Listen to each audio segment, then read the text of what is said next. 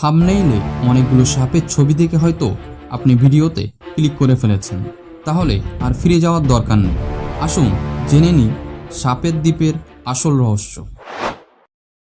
Atlantic মহাসাগরের নীল জলের মাঝে ব্রাজিলের উপকূল থেকে কয়েক 10 কিলোমিটার দূরে রয়েছে এমন এক দ্বীপ, যার নাম শুনলেই প্রকৃতির এক ভয়ঙ্কর রহস্য চোখের সামনে ভেসে ওঠে। এই দ্বীপটির নাম ইলহা দা কুইমাদা গ্রান্দে, তবে পৃথিবীর কাছে এটি বেশি পরিচিত স্নেক আইল্যান্ড নামে। মানচিত্রে এটি হয়তো একটি ছোট্ট দ্বীপ মাত্র, কিন্তু এই দ্বীপের মাটিতে পা রাখার অর্থ হতে পারে প্রকৃতির সবচেয়ে বিষাক্ত শিকারীদের রাজ্যে প্রবেশ করা। কারণ এখানে বাস করে এমন এক সাপ যার বিষ অত্যন্ত শক্তিশালী এবং যার উপস্থিতি এই দ্বীপকে পৃথিবীর অন্যতম কুখ্যাত দ্বীপে পরিণত করেছে। কিন্তু প্রশ্ন হলো, এই ছোট্ট দ্বীপে এত সাপ এলো কিভাবে? আর কেন ব্রাজিল সরকার সাধারণ মানুষের দ্বীপটিতে প্রবেশের উপর এত কঠোর বিধিনিষেধ আরোপ করেছে? চলুন আজকের এই ভয়ঙ্কর যাত্রায় প্রবেশ করি ব্রাজিলের সেই রহস্যময় দ্বীপে। ব্রাজিলের সাও পাওলো রাজ্যের উপকূলের কাছে অবস্থিত ইলহা দা কুইমাদা গ্রান্দে দ্বীপটি খুব বড় নয়, প্রায় 4,30,000 বর্গমিটার বা আনুমানিক 43 হেক্টর এলাকা জুড়ে বিস্তৃত। এই দ্বীপটি বাইরে থেকে দেখলে বরং খুব সুন্দরই মনে হয়। চারদিকে সমুদ্র, সবুজে ঢাকা পাহাড়ি ভূমি, ঘন গাছপালা, কিন্তু এই সবুজ সৌন্দর্যের আড়ালেই লুকিয়ে আছে এক ভয়ঙ্কর বাস্তবতা। দ্বীপটিতে রয়েছে গোল্ডেন ল্যান্সেট, বাংলায় যাকে বলা যায় সোনালি ল্যান্সেট, এক ধরনের বিষাক্ত পিট ভাইপার। এর বৈজ্ঞানিক নাম বোথরপস ইনসুলারিস। আর সবচেয়ে আশ্চর্যের বিষয় হলো, এই সাপ পৃথিবীর আর কোথাও প্রাকৃতিকভাবে পাওয়া যায় না। এটি এই দ্বীপেরই স্থানীয় প্রজাতি। কিন্তু এই দ্বীপে সাপ এত বেশি কেন?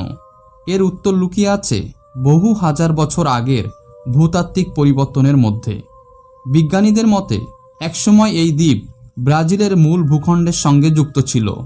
পরবর্তীতে সমুদ্রপৃষ্ঠের পরিবর্তনের কারণে ভূমিটি মূল ভূখণ্ড থেকে বিচ্ছিন্ন হয়ে একটি দ্বীপে পরিণত হয়। আর সেই সময় দ্বীপে আটকে পড়া কিছু সাপ ধীরে ধীরে সম্পূর্ণ আলাদা পরিবেশে বিবর্তিত হতে থাকে। মূল ভূখণ্ডে থাকা সাপেদের সঙ্গে তাদের জীবনযাত্রার পার্থক্য তৈরি হয়। দ্বীপে বড় স্তন্যপায়ী প্রাণী খুব কম থাকায় সাপগুলোকে প্রধানত পাখি এবং অন্যান্য ছোট প্রাণীর উপর নির্ভর করতে হয়েছে।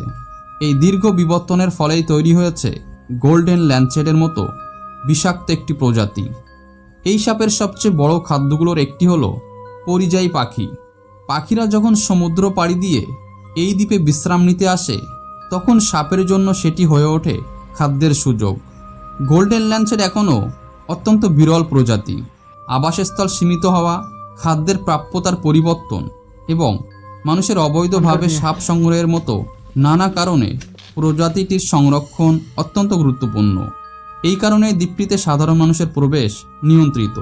বিশেষ অনুমতি ছাড়া সেখানে যাওয়া সহজ নয়।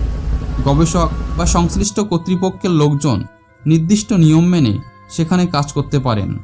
অর্থাৎ পৃথিবীর এমন একটি জায়গা রয়েছে যেখানে প্রকৃতি নিজেই যেন বলে, এখানে তোমার প্রবেশের প্রয়োজন নেই।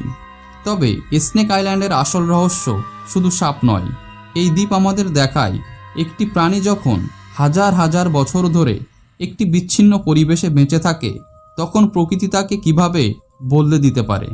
একসময় মূল ভূখণ্ডের সাধারণ সাপের পূর্বপুরুষদের বংশধররা আজ একটি সম্পূর্ণ আলাদা দ্বীপীয় প্রজাতিতে পরিণত হয়েছে।